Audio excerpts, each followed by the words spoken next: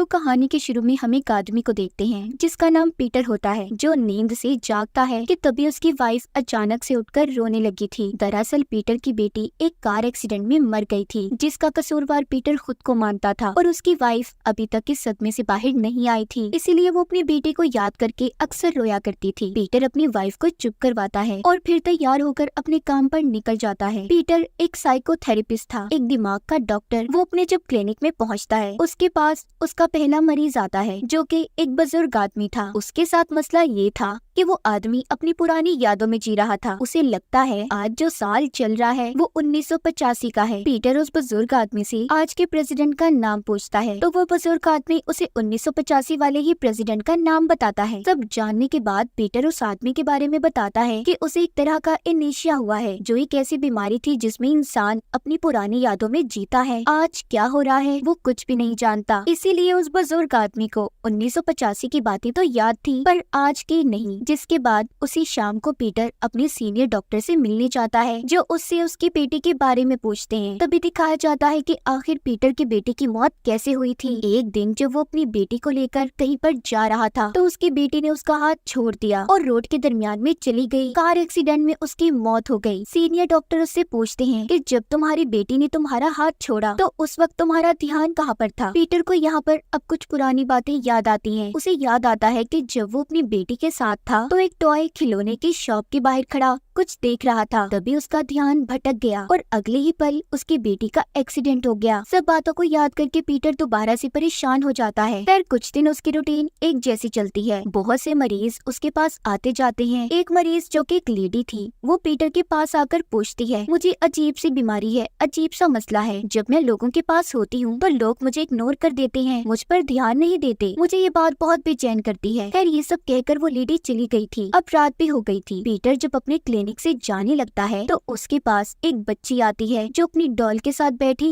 खेल रही थी। पीटर जब उस बच्ची से उसका नाम और उसके माँ बाप के बारे में पूछता है तो वो उसे कुछ भी नहीं बताती। थोड़ी देर बाद वो उसे ट्रेन का एक टिकट देती है, जिसके ऊपर एलिजाबेथ वैलेंटाइन लिखा हुआ था। पीटर कहता है, अच्छा देखो, अगर तुम बोल नहीं सकती तो मुझे इस पेपर पर लिखकर समझा दो। जब वो उसे डायरी और पेंसिल देता है तो टेबल पर रखी पेंसिल हिलने लगी थी। वो बच्ची ये सब देखकर डर गई थी। पीटर कहता है, डरो नहीं, पास से ट्रेन गुजर रही है जिस वजह से ये पेंसिल हिल रही है। अब वो उठकर जब खिड़की बंद करने जाता है और वापस आकर देखता है तो बच्ची वहाँ से गायब थी, लेकिन उसने पेपर पर एक नंबर लिखा था जो कि 12787 था। फिर जब अगले दिन पीटर अपने क्लिनिक में आता है तो देखता है उस बच्ची की डॉल गिरी हुई थी और वो उसके कमरे में खिड़की के पास होती है। हालांकि पीटर का कमरा लॉक था। जब पीटर उस बच्ची के पास जाता है तो अचानक से उसे न जाने क्या हो गया था, उसका सांस बंद हो जाता है और वो वहीं पर गिर गई थी। ये देखकर पीटर भागता है और अपने दराज से दवाई निकालने लगता है। जब वो वापस आकर देखता है तो बच्ची वहाँ से फिर से गायब थी। अब इस बारे में जानने के लिए पीटर दोबारा से अपने सीनियर डॉक्टर के पास जाता है। दरअसल यही डॉक्टर पीटर के पास मरीजों को भेजा करता था। पीटर जब उस लड़की के बारे में डॉक्टर को बताता है, जो सुनकर कहते हैं, नहीं, मैंने तुम्हारे पास किसी ऐसी मरीज को नहीं भेजा। वो कहते हैं, शायद तुम्हें हेलुसिनेशन हो रही है, मतलब जो तुम्हें दिख रहा है वैसा हकीकत में कुछ नहीं है, जैसे उल्टे ख्यालात वगैरह। ये सब तुम्हारी बेटी की मौत की वजह से है। इस वजह से तुम्हें सब ऐसा लग रहा है जैसे तुम्हारे पास कोई बच्ची आई हो। पीटर कहता है, नहीं, उसने मुझे ट्रेन का एक टिकट भी दिया था जिसमें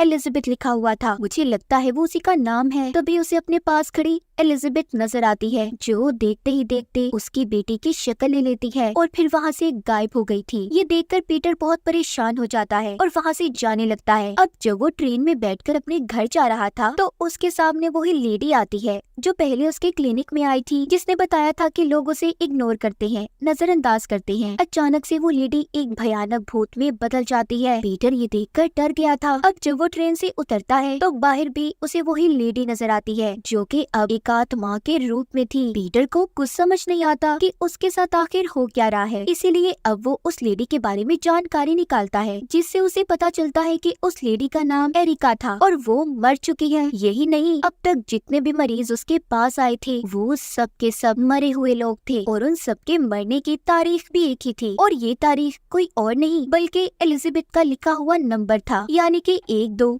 787 मतलब 12 जुलाई 1987। तभी सब जानने के बाद वो खिड़की में देखता है तो उसे वो सब लोग दिखाई दे रहे थे जो मरीज बनकर उसके पास आए थे। मतलब सब के सब लोग मरे हुए थे। ये सब जानने के बाद अब पीटर दोबारा से अपने सीनियर डॉक्टर के पास जाता है क्योंकि वही सब मरीजों को उसके पास भेजा करते थे और मरे हुए लोगों की लिस्ट दिखाकर पूछता है कि आखिर ये सब क्या है। अभी भी आप यही कहेंगे कि ये सब मेरी हेलुसिनेशन है? चलो मैं ये मान भी लेता हूँ। तभी पीटर की नजर जब शीशे पर पड़ती है तो शीशे में वो देखता है पीटर के सीनियर डॉक्टर का अक्स था ही नहीं, यानी कि सीनियर डॉक्टर भी कोई इंसान नहीं था, वो सिर्फ उसका एक दिमाग था जो उसे कुछ पुरानी यादें याद करने की कोशिश करवा रहा था। असल में ये सब कुछ पीटर के दिमाग में चल रहा था। पीटर ये सब जानने के बाद बहुत ज्यादा परेशान हो गया था। अब वो आहिस्ता आहिस्ता सब मरे हुए लोगों के बारे में पता करता है जो मरीज बनकर इसके पास आए थे। उसे पता चलता है कि सब एक ही जगह रहा करते थे, उसके गांव में जहां पर पीटर का होम टाउन था, मतलब उसका आबाई घर। और सबकी मौत एक ही ट्रेन में एक्सीडेंट की वजह से हुई थी। सब जानने के बाद पीटर अगले ही सुबह अपनी वाइफ को गुड बाय बोलकर अपने गांव के लिए निकल जाता है, जहां पर अपने घर आकर वो अपने डैड से मिलता है। पीटर की अपने डैड के साथ इतनी अच्छी नहीं बनती थी क्योंकि उसके डैड बचपन ही से अपनी दुनिया में ही मगन रहा करते थे। उन्होंने कभी भी अपने बच्चों पर तवज्जो नहीं दी। पीटर अपने घर आकर अपने बचपन का कमरा देखता है जहाँ पर उसे कुछ पुरानी यादें याद आती हैं। इसके बाद पीटर एक बार में जाता है जहाँ पर वो अपने बचपन के दोस्त से मिलता है। दोनों मिलकर बहुत खुश हो गए थे। पीटर अपने दोस्त को अपनी बेटी की मौत का भी बताता है और कहता है मुझे लगता है ये सब हमारी बचपन की गलती की वजह से हो रहा है, जो बात हमने पुलिस से छुपाई थी। पीटर का दोस्त ये सुनकर उस पर गुस्सा हो गया था। कहता है पीटर, हमने वादा किया था ना कि हम इस बारे में कोई बात नहीं करेंगे। अब क्या था पीटर का राज जो हमें कुछ देर के बाद पता चलेगा। पीटर का दोस्त कहता है मुझे तो ये बात समझ नहीं आ रही कि इतने सालों के बाद तुम्हें ये बात क्यों याद आई है और तुम यहाँ पर करने क्या आए हो। पीटर सुनकर कहता है कि कुछ दिन से मुझे मरे हुए लोगों की आत्माएं दिखाई दे रही हैं और मैं बहुत शर्मिंदा हूँ अपनी गलती पर। मगर उसका दोस्त इस बात पर यकीन नहीं करता और वहाँ से चला जाता है। अब जिसके बाद पीटर दोबारा से उसी रेलवे ट्रैक यानी कि पटरी पर आता है जहाँ पर कुछ सालों पहले ट्रेन का एक्सीडेंट हुआ था। उसे यहाँ पर आकर अपनी कुछ पुरानी यादें याद आती हैं जब वो बचपन में अपने दोस्त के साथ साइकिल पर घूम रहा था और खेलते खेलते दोनों अपनी साइकिल को रेल की पटरी के दरमियान में छोड़ आए थे। मगर जब उन्हें याद आया तब तक बहुत देर हो चुकी थी। उनकी साइकिल की वजह से पूरी ट्रेन का एक्सीडेंट हो गया जिसमें 47 लोगों की मौत हुई थी और सबके सब वही मुसाफिर थे जो पीटर के पास मरीज बनकर आए थे। शायद वो पीटर से अपनी मौत का बदला लेना चाहती थी, पर इस बारे में तो पीटर को भी कुछ नहीं पता था। अब जब वो घर जा रहा था तो उसे रास्ते में फिर से एलिजाबेथ नजर आती है और उस पर एक बुजुर्ग आदमी की आत्मा ने भी हमला कर दिया था। पीटर इन सब बातों से डर चुका था और सोचता है कि अगर उसने अपना गुनाह कबूल ना किया तो वो आत्माएं उसे छोड़ेंगी नहीं। इसीलिए वो पुलिस स्टेशन आ जाता है जहाँ पर उसकी मुलाकात एक ऑफिसर से होती है जिसको पीटर जब ट्रेन वाले हादसे के बारे में बताता है तो ऑफिसर सुनकर कहती है ये तो तुम मुझे अपने बचपन की बात बता रहे हो और तुम्हारी इसमें कोई गलती नहीं थी, मगर खैर फिर भी मैं ये केस खुलवाऊंगी लेकिन तुम्हें कोई सजा नहीं होगी। इतना कहकर पुलिस ऑफिसर साइड पर जाकर रोने लगती है। पीटर भी उधर बैठा जब ऑफिसर के टेबल पर उसकी बचपन की तस्वीर को देखता है जिसमें वो अपनी मॉम के साथ थी तो यहाँ पर पीटर को पता चलता है वो लेडी कोई और नहीं बल्कि एरिका थी जो मरीज बनकर उसके पास भी आई थी। मतलब वो भी ट्रेन के हादसे में ही मर गई थी। इसीलिए ऑफिसर अपनी मॉम को याद करके रो रही थी। पीटर उस ऑफिसर से अब माफी मांगता है। फिर जिसके बाद वो घर आ गया था। पीटर को अब ऐसा लग रहा था कि उसने सब कुछ कबूल कर लिया है और पुलिस को भी सब बता दिया है तो इसीलिए सब ठीक हो जाएगा। मगर जैसे ही वो घर आता है उसे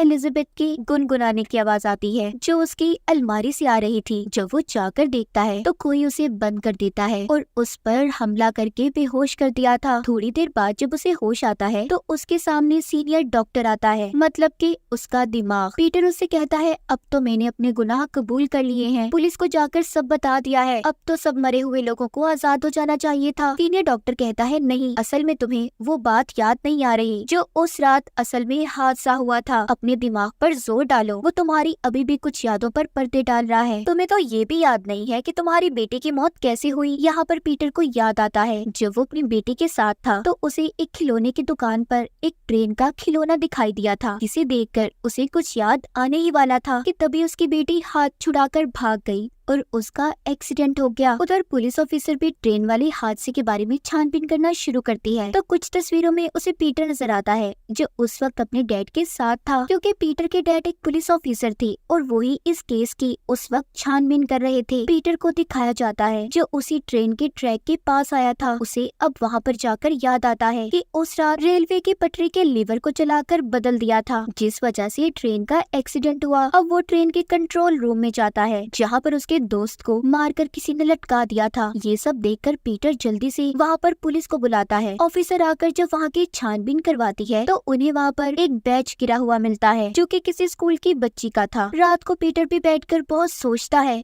बहुत अपने दिमाग पर जोर डालता है कि उस दिन आखिर हुआ क्या था। तभी उसकी नजर 1987 के अखबार पर पड़ती है। जब वो दूसरी साइड पर देखता है तो उसे वहाँ पर एलिजाबेथ के बारे में लिखी हुई खबर मिलती है जो कि उस ट्रेन वाले हादसे से पहले की थी। मतलब कि एलिजाबेथ उस हादसे से पहले गायब हुई थी। अचानक से पीटर को याद आता है कि उस ट्रेन वाले हादसे से पहले उसने एलिजाबेथ को ही जंगल से भागते हुए देखा था, जो किसी से बचकर भाग रही थी, यानी कि वही छोटी बच्ची जो उसके पास मरीज बनकर आई थी। अब इन सब बारे में बताने के लिए पीटर दोबारा से ऑफिसर के पास जाता है और बताता है जो एलिजाबेथ नाम की बच्ची थी वो ट्रेन हादसे में नहीं मरी थी बल्कि उसकी मौत पहले ही हो चुकी थी। ऑफिसर उससे पूछती है इन बातों के बारे में तुम कैसे जानते हो? पीटर बताता है कि उस ट्रेन में जितने भी लोग मर गए मुझे उनकी आत्माएं नजर आती हैं। ऑफिसर को उसकी बातों पर यकीन नहीं आ रहा था। जब पीटर ऑफिसर को उसकी मॉम एरिका की कुछ बातें बताता है जो सिर्फ वही जानती थी तो ये सुनकर ऑफिसर परेशान हो जाती है और पीटर को वहाँ से जाने का कहती है। अब जब पीटर वहाँ से जाने लगता है और अपनी गाड़ी में आकर बैठ जाता है तो उसे अपनी गाड़ी में एलिजाबेथ की डॉल नजर आती है। अब वो ये फैसला करता है कि वो उसी जंगल में वापस जाएगा और जाकर सब कुछ याद करने की कोशिश करेगा। जैसे ही वो जंगल में पहुँचता है तो एलिजाबेथ को आवाज लगाता है, कहता है कहाँ हो तुम, मुझे कुछ याद करवाओ, दिखाओ मुझे कि उस रात आखिर हुआ क्या था। तभी एलिजाबेथ की आत्मा वहाँ पर आ जाती है और उसे अपने साथ जाने का कहती है। उधर ऑफिसर भी जब एलिजाबेथ के केस को चेक कर रही थी तो उसे पता चलता है कि असल में एलिजाबेथ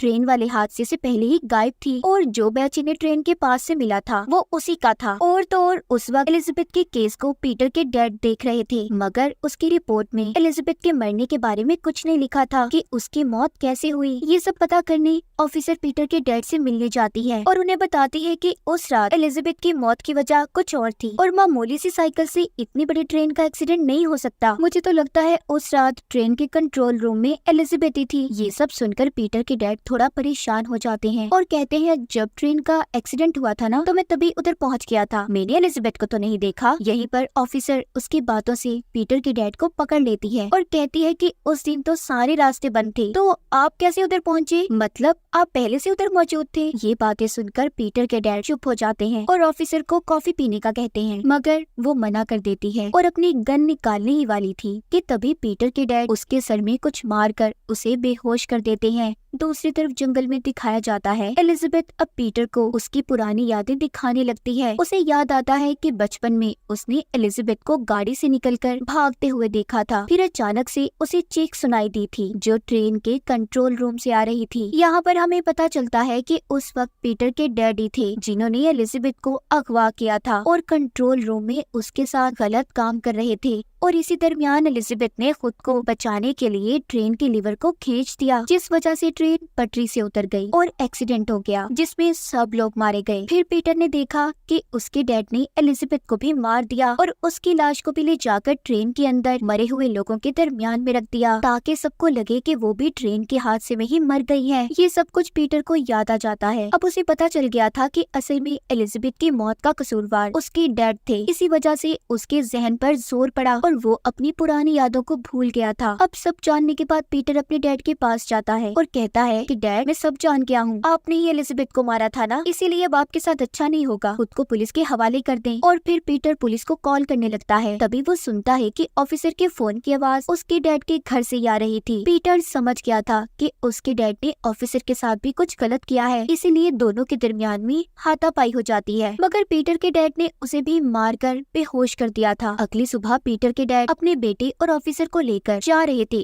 ताकि वो उन्हें मार सके। ऑफिसर गाड़ी के डिग्गी में थी जबकि पीटर गाड़ी की पिछली सीट पर बेहोश पड़ा था। लेकिन अचानक से पीटर के डैड को रास्ते में एलिजाबेथ की आत्मा दिखाई देती है, जिस वजह से गाड़ी बेकाबू हो गई थी। पीटर पिछले दरवाजे से नीचे गिर गया था और गाड़ी ट्रेन की पटरी के दरमियान में फंस जाती है। उसी वक्त एक ट्रेन तेजी से उन्हीं की तरफ आ रही थी। पीटर के डैड भागने की कोशिश करते हैं मगर गाड़ी के सभी दरवाजे बंद हो गए थे। जब बाहर पीटर को होश आता है तो उसे नीचे गिरी हुई गन मिलती है। जल्दी से वो गाड़ी के डिक्की पर गोली चलाता है जिससे डिक्की का लॉक खुल गया था और ऑफिसर बहुत ही मुश्किल से बचकर बाहर आ जाती है। पीटर के डैड भी टूटी हुई गाड़ी से बाहर आने की कोशिश कर रहे थे कि तभी एलिजाबेथ की आत्मा ने आकर उन्हें अंदर ही खींच लिया था। ट्रेन आकर पूरी गाड़ी को कुचल देती है जिसमें पीटर के डैड भी मर जाते हैं। पीटर अब सभी ट्रेन के मुसाफिरों की आत्माओं को आजाद होते हुए देखता है। आखिर में वो एलिजाबेथ को भी देखता है जिसकी आत्मा सुकून से इस दुनिया से जा रही थी क्योंकि उसने अपने गुनहगार को सजा दे दी थी। पीटर भी वापस घर आ जाता है, उसे